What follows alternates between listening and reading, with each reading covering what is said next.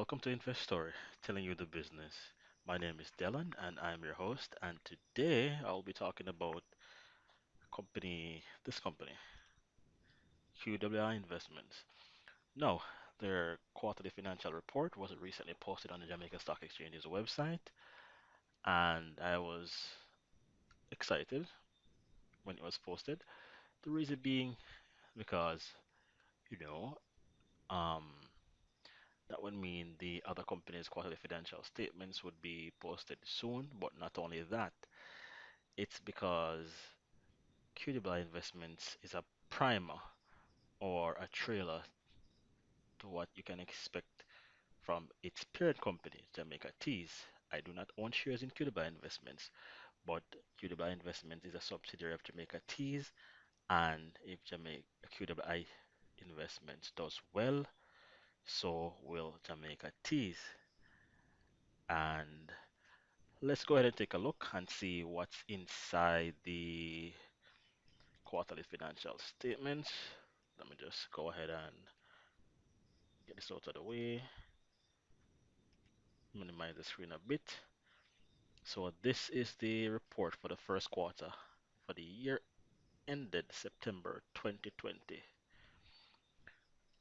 All right, and we're first going to take a look at the report for the directors. Now, the report for the directors, they're always going to try to put their best foot forward. I've seen cases where a company made a loss, and when you read if you were to go by the director's report, the first paragraph, it just starts off so well. So, right off the bat here, we will realize that they reported a profit before tax of 116 million. And bear in mind the phraseology, profit before tax of 116 million, and not the actual net profit. Profit before tax of 116 million compared to a loss of 121 million dollars a year ago at this time. So during the quarter, the company's USA portfolio grew made a gain of $67.5 million dollars, and QWI realized $34.5 million from that by liquidating some of those shares or selling some of those shares from their US portfolio, right? The Jamaican portfolio, which is made up of stocks from the Jamaica Stock Exchange, that portfolio had an unrealized gain of 64 million, meaning the value of that portfolio increased by 64 million, but they haven't sold it as yet to actually realize or get those gains. So, not bad so far. And let's take a further look down into the this financial statement. What I also wanted to bring to your attention is that QWI, the majority of their investments are in stocks, right? But majority of it is for stocks on the Jamaica Stock Exchange, and the most of it, not most of it, but the company that occupies the number one spot for the most of their investment in the Jamaican stock market is Access Financial, and you realize that they've mentioned since December 2019, the Access Financial share price has continued to decline, but based on their opinion, the directors believe it has now bottomed out and is expected to increase in value as their credit business improves in 2021. And you will realize this will show up on the income statement. Unrealized exchange losses this quarter total $11 million versus $21 million a year ago. That is good. An exchange loss is a non-cash transaction, right? But it does affect a company's revenue, and it's good that it's lower than the same time last year. And we are going to go further.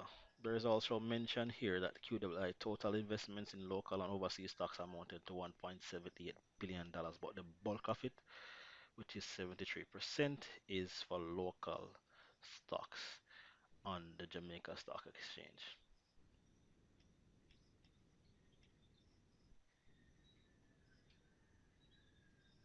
Oh, yes, I have a correction to make. Yes, QWI does hold equities listed in the US Stock Exchange and also the Trinidad and Tobago Stock Exchange. But it would be nice actually if they disclose this information in the quarterly financial statement, because here you'll realize they have their top 10 holdings in stocks that's valued in Jamaican dollars and US dollars, but there's nothing here about stocks that they have on the Trinidad and Tobago Stock Exchange. And as they had mentioned earlier, Access Financial Service Limited has the highest value. It's where has the highest value in terms of Jamaican stock with $201 million. Second behind that is Grace Kennedy. So here's the list, and what we have to also take into consideration is that this is for the quarter that ended December, right? And not the current quarter where Mailpack, Jamaica Teas, and specifically because I think Jamaica Teas has grown by almost 50%, about 47%, and Mailpack is almost at 40%. And Grace Kennedy is starting to slowly appreciate, right? So let's scroll down a bit further, and I'm gonna skip the director's outlook because I want to get into the income statement. But if you take a brief look at the statement of financial position, you'll realize that, or the balance sheet, which is an overview of what a company owns, owes, and how these things they're owned is finance, which is equity. You realize that the majority of the investments are local investments, which is about $1.2 billion, overseas $475 million. I'm not gonna dive much into that, but let's take a look at the quarterly financial statements where at the top for 2020, and this is their gains from investments. The gains from investments includes both the realized and unrealized gains, and the notes to the financial statement will actually explain how they come by that, right? And this is the unrealized currency loss that is subtracted or deducted from the gains from investments. It would have been good if they didn't have a loss, but maybe a gain of $10 million would have helped to bolster the profit, the net profit of the company. Admin expense is not going to be pretty high, and it's not going to because it's a fund and there isn't a lot of personnel cost to cover, a lot of staff cost like for a manufacturing company or otherwise. Interest expense is what they'll pay interest for their debt, and you realize that the profit before taxation was $116 million as they had reported. They're paying taxes of $24 million, and that leaves a net profit of $91.7 million, which is good, right? And a portion of this net profit will be reported on Jamaica Tea's financial statements.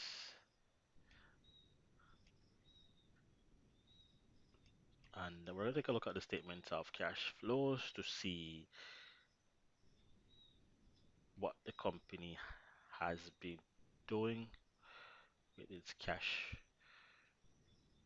So they'll always start with the net profit or loss at the top, which is $91.7 million. There's the taxation here, which is actually added back to it.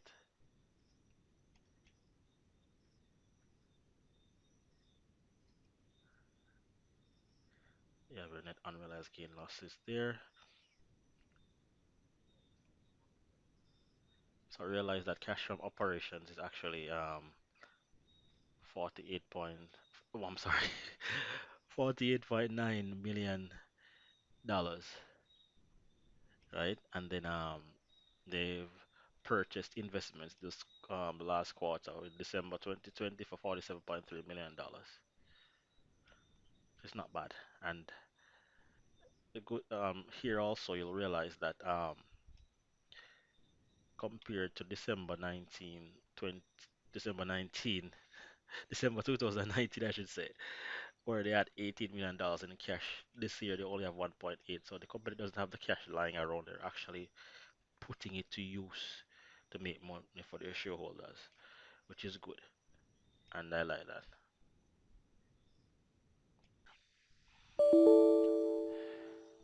But I'm expecting for this year I'm expecting good things from QWI. And the reason why I'm saying I'm expecting good things from QWI, it's based on a few some of the companies they have shares in, especially the top 10 companies, particularly General Accident Insurance. General Accident Insurance recently expanded to Barbados and Trinidad and Tobago, and that should bring additional income for that company, right? And the Barbados operation of General Accident hasn't started. It's in the what should I say? It's in the initial phase, so it will take a while. Hopefully this year they'll start to be able to generate a profit from their Barbados operations. But I'm looking forward to good things from that company. Mailpack, Seprod, Jamaica Teas, Carib Cement. So their top 10 shareholding is not holdings is not bad, and the economy rebounds, and the stock market starts to companies on the stock market start to return to pre-COVID levels of profitability, then the portfolio of companies that they own stocks in here and both in the US should do quite well. Alright, I hope you find this very informative. And if you have any feedback, please do have it posted in the comments. I want you to like, comment, share, and subscribe. And thank you for taking the time to watch this. This is Invest Story, where I'm telling you the business, alright?